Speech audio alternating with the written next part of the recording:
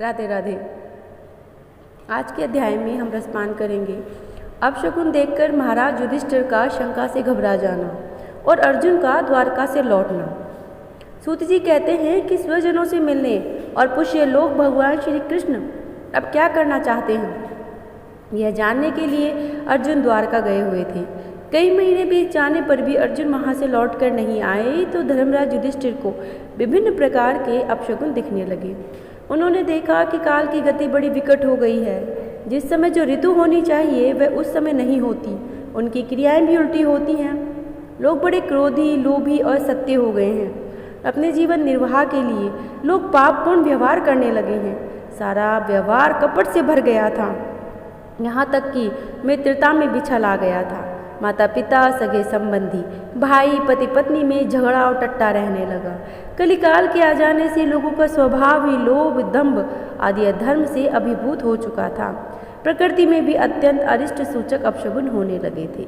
यह सब देखकर युधिष्ठिर ने अपने छोटे भाई भीमसेन से कहा कि हे भीमसेन। युधिष्ठिर ने कहा, अर्जुन को तो गए द्वारका बहुत दिन हो गए हैं। वे वहाँ जाकर पुण्य श्लोक भगवान श्री कृष्ण के साथ क्या कर रहे हैं, इसका पता लगा आए।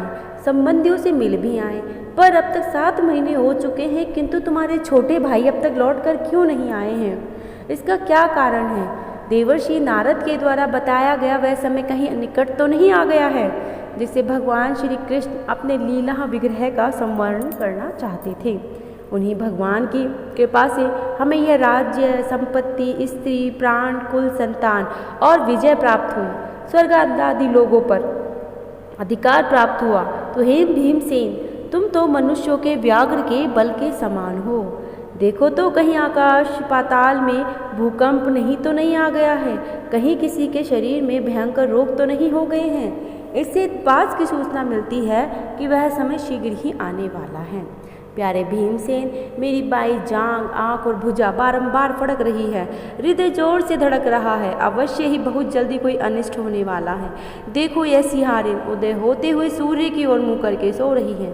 अरे, उसके मुंह से तो आग भी निकल रही है। ये कुत्ता बिल्कुल निर्भय सा मेरी ओर देखकर चिल्ला रहा है। भीमसेन, गऊ आदि अच्छे पशु मुझे अपने बाएं करके जाते हैं और गधे बुरे पशु मुझे दाहिने कर देते हैं। मेरे घोड़े आदि वाहन मुझे रोते दिखाई देते हैं। यह मृत्यु का दूत पेंडुखी, उल्लू, उसका प्रतिपक्षी कौवा रात को अपने कर्ण कठोर शब्दों से मेरे मन को कपाते हुए विश्व को सूना कर देना चाहते हैं। दिशाएं धुंधली हो रही हैं। सूर्य चंद्रमा के चारों ओर बार बार मंडप बैठते हैं। यह पृथ्वी पहाड़ों के साथ कांप उठती है। बादल बड़े जोर जोर से गरजते हैं, जहाँ तहाँ बिजली गिरती रहती है। शरीर को छेदने वाली और धूलि का वर्षा से अंधकार फैलाने वाली आंधी चलने लगी है। बादल को बड़ा डरावना दृश्य उपस्थित करके सब ओर खून बरसाने लगा है। देखो तो सूर्य की प्रभा मंद पड़ गई है। आकाश में ग्रह परस्पर टकराया करते हैं। भूतों की घनी भीड़ में पृथ्वी अंतरिक्ष में आग सी लगी हुई है। नदी, नंद, तालाब, लोगों के मन शुद्ध हो रहे हैं। घी से आग नहीं जलती। यह भयंकर काल न जाने क्या करेगा। बछड़े दूध नहीं पीते, गौएं दुहने नहीं देती। गौशालाओं में गौएं आंसू बहा बहा कर रो रही हैं। बैल उदास हो रहे हैं। देवताओं की मूर्तियां रो रही हैं, उनमें से पसीना चूने लगा है। वे हिलती डुलती भी हैं। भाई, ये देश, शहर, बगीचे, खाने, आश्रम शीहीन और आनंदित हो गए हैं। अब पता नहीं हमारे किस दुख की सूचना को ये दे रहे हैं। इन बड़े बड़े उत्पातों को देखकर मैं तो समझता हूँ कि निश्चय ये भाग्यहीना भूमि भगवान के उन चरण कमलों से, जिनका सौंदर्य, जिनके ध्वज, वज्र, अपशगुन आदि विलक्षण चिन्ह किसी में कहीं भी नहीं है, इनसे रहित हो गई है। शौनक जी, राजा युधिष्ठिर इन भयंकर उत्पातों को देखकर मन ही मन चिंतित हो गए थे कि द्वारका से लौटकर अर्जुन आए। युधिष्ठिर ने देखा अर्जुन इतने आतुर हो रहे थे जितने पहले कभी नहीं हुए। मुंह लटका हुआ था, कमल सरीखे नेत्रों से आंसू बह रहे थे और शरीर से बिल्कुल कांति नहीं थी। इससे उनको चरणों में पड़ा देखकर युधिष्ठिर घबरा गए। देवर्षि नारद की बात याद करते हुए उन्होंने सहृदय सबके सामने अर्जुन से पूछा। युधिष्ठिर ने कहा, भाई अर्जुन, द्वारकापुरी में हमारे स्वजन, संबंधी, भदु, भोज भाई सब ठीक तो है ना? हमारे माननीय मामा, नाना सब प्रसन्न तो है ना? हमारी पत्नियाँ, हमारी मामी देवकी आदि सातों बहिनें अपने पुत्र और बहुओं के साथ आनंद से तो है ना। जिनका पुत्र कंस बड़ा ही दुष्ट था, वे राजा उग्रसेन अपने छोटे भाई देवक के साथ तो है ना। रदीक, उनके पुत्र कृतवर्मा, अक्रूर, जयंत सब ठीक तो है ना। इस प्रकार युधिष्ठिर ने द्वारका में सबके बारे में कुशल क्षेम को पूछा।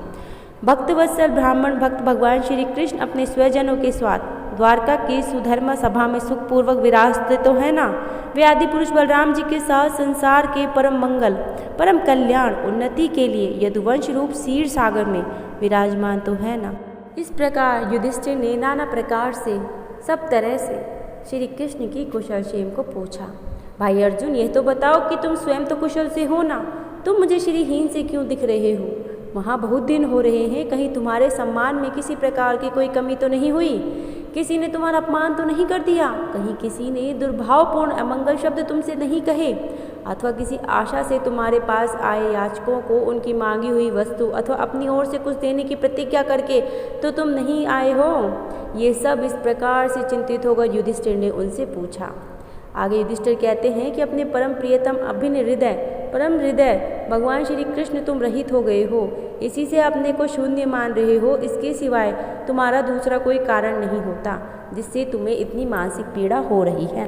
क्योंकि अर्जुन द्वारका से वापस आ चुके थे तो युधिष्ठिर ने सोचा कि अर्जुन को श्री कृष्ण से बिछड़ने की पीड़ा हो रही है और वे उसे बारंबार सांत्वना दे रहे थे।